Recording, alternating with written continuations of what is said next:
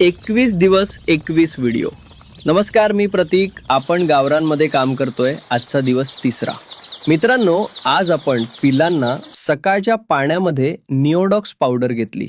प्रमाण 1 litre पाण्यास 1 gram व पाणी किंचित गरम केलं. यानी आपल्या पिलांना सर्दीपासून संरक्षण मिळेल, कारण थंडी खूपच जास्त आहे मित्रांनो. त्यानंतर आपण त्यांना आज पण रवा, तांदूळ आणि मक्का बारीक भरडून टाकली. आज डायरेक्ट पेपरवर न टाकता आपण भांडे वापरले.